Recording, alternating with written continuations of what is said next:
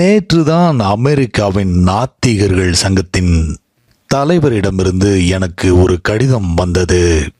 எழுதியவர் வயதான பெண் போல் தெரிகிறது.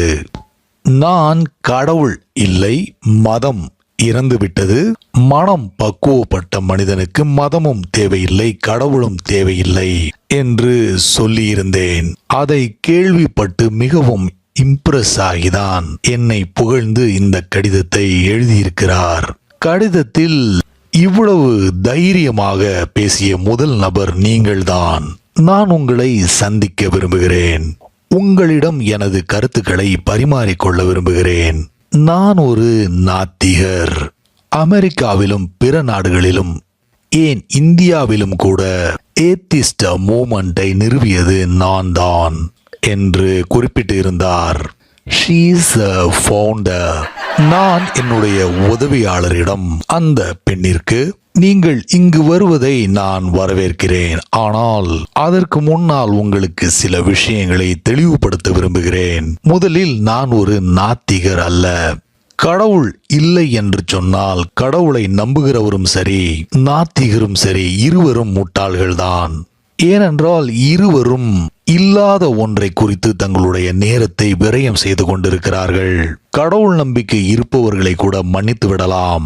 அவர்களாவது குறைந்தபட்சம் கடவுள் இருக்கிறார் என்று நம்புகிறார்கள். நீங்கள் கடவுள் இல்லை என்று நம்புகிறீர்கள். உங்களுடைய முழு வாழ்க்கையையும் கடவுள் இல்லை என்று போதிப்பதில் வீணடிக்கிறீர்கள். அதிலிருந்து உங்களுக்கு என்ன கிடைத்தது? கடவுள் இல்லை என்றால் முடிந்துவிட்டது. எதற்காக நாத்திகராக இருக்க வேண்டும்? நாத்திகர் என்கிற வார்த்தையை கவனித்தீர்களா? அதற்குள் ஆத்திகர் என்கிற வார்த்தையும் இருக்கிறது. அது ஒரு எதிர்வினை ஆற்றுவது மட்டுமே. நினைத்து பாருங்கள், ஆத்திகம் அழிந்துவிட்டால் நாத்திகர்களின் நிலைமைதான் என்ன? கடவுள் இருக்கிறார் என்று சொல்பவர்கள் இல்லாவிட்டால், கடவுள் இல்லை என்று சொல்லும்போது கிடைக்கும் கொஞ்ச நஞ்ச சந்தோஷமும் கிடைக்காமல் சாக வேண்டியதுதான். I am not an atheist. நீங்கள் உண்மையில் உலகின் மூலை முடுக்கெல்லாம் கடவுளை தேடி பார்த்தீர்களா? சரி, மூலை முடுக்குகளை விட்டுவிடுங்கள். உங்களுக்குள் தேடி பார்த்தீர்களா?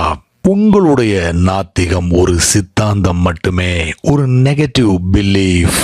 நான் நாத்திகன் இல்லை என்பதால் நான் உங்களை ஆதரிக்க மாட்டேன் என்பதை நன்றாக தெரிந்து கொண்டு வாருங்கள்.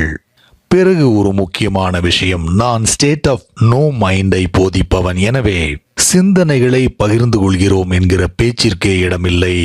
அமைதியை பகிர்ந்து கொள்ள தயாராக இருந்தால் நானும் தயார் என்று பதில் எழுதச் சொன்னேன்.